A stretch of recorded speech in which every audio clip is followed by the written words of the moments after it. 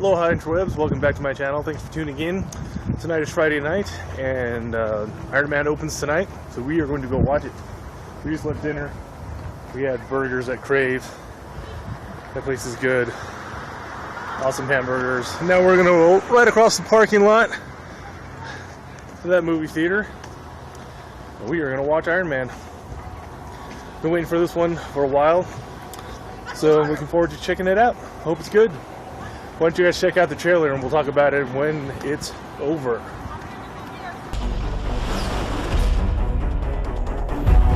The Mandarin must be stopped.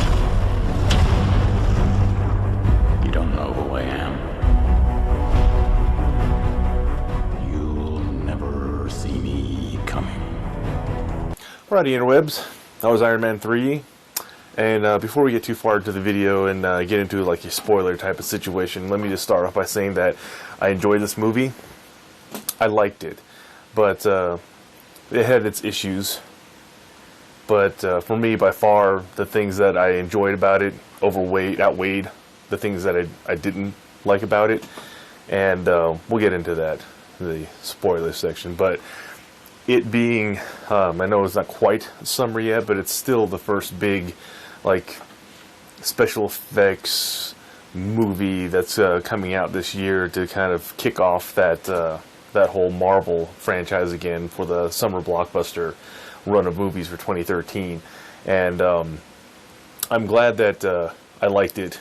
Some things that I was kind of going into it apprehensive about. Questions were answered, things were tidied up for me, and I enjoyed it. I had a good time. I think I laughed where I was supposed to laugh and sighed where I was supposed to sigh.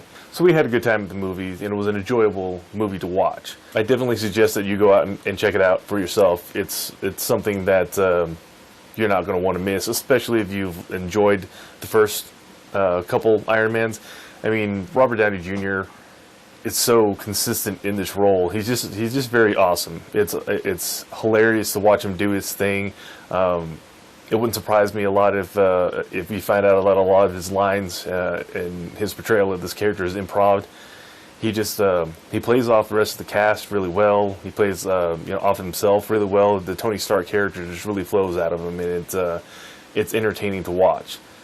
And that is probably the biggest reason why I keep coming back to this franchise with this optimism as far as it being comparable or something that's good for the comic book is Robert Downey Jr.'s portrayal of Tony Stark. So if you enjoyed the first two, you're definitely going to enjoy this one. I can't really say whether or not this is better than the other ones. I really liked Iron Man 1. So you should check it out for yourself.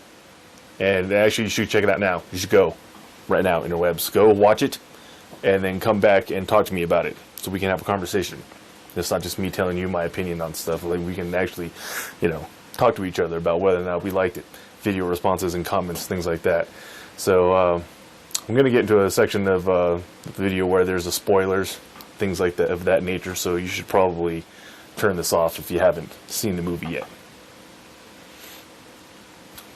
Go ahead, interwebs. Give me an opportunity. You should take it before I ruin things for you, and you complain about it in the comments below.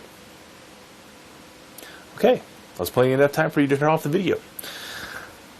Probably the thing that I didn't like the most about this movie is, strangely enough, one of the things that I ended up liking the most about it. That being, we already know that Tony Stark and the Iron Man character exists in a bigger universe, which is the Avengers, movie line. Therefore, all of the things that happen in the individual movies, such as like Iron Man, Thor, Captain America, those things are going to be overshadowed by what happens in the Avengers, because the Avengers is always going to be a bigger thing. It's the villain's going to be bigger, the fights are going to be bigger, everything about that's going to be bigger, just because of the team aspect.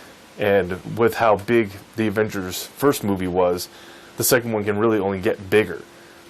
That's just how sequels work. They get bigger as they go. So what ends up happening in the individual movies, and it did happen in Iron Man 3, was you end up having these villains that are like throwaway villains. not necessarily lesser evil or lower caliber villains, but there's no real emotional attachment to them. You don't really care whether they live or die or succeed or fail, because ultimately you already know in the back of your head that they're not going to win. Yeah, it's just not going to happen. With the Avengers looming, over everyone's head, and Avengers 2 coming out, the Mandarin's not going to kill Tony Stark. And so you end up having this villain that is in a lot of ways lame. I mean, I like Guy Pearce, but I didn't like this villain. I really didn't. I wasn't that invested in him. I wasn't very scared.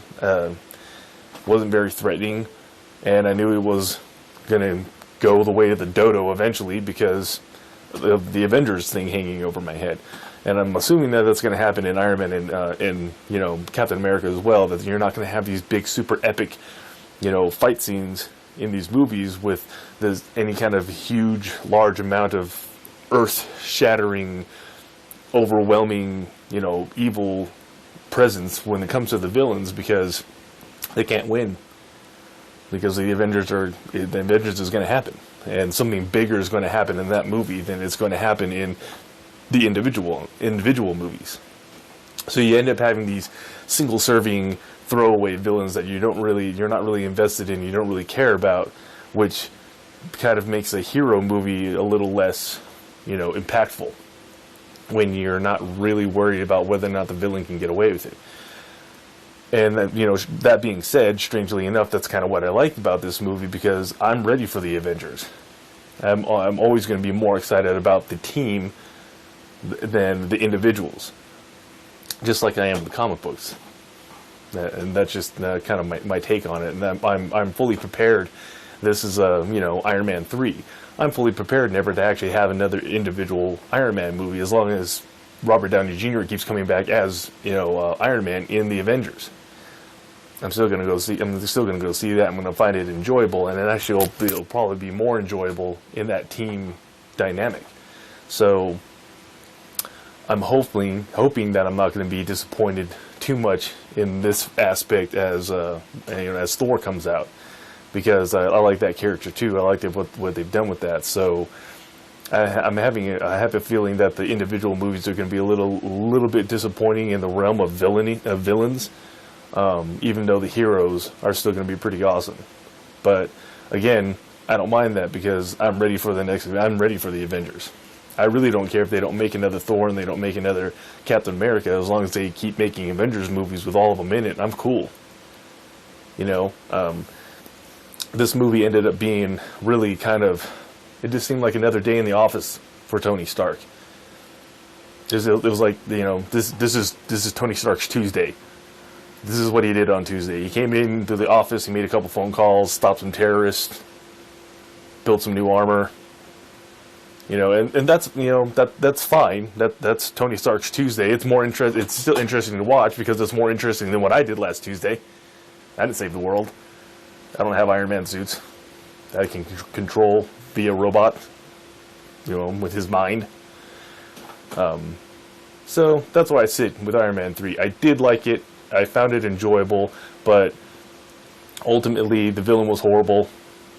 This plot was a bit contrived, but Robert Downey Jr. was awesome as always. So I still think you guys should check it out for yourselves. Let me know what you think. Comment section below, or find me on Facebook and hit me up on that. Let me know what you guys thought. Thanks for stopping by the channel, interwebs. I appreciate it. Peace out. Enjoy the rest of your week. Don't forget to subscribe. I've been Steve. You've been the interwebs. We'll catch you guys at the next video.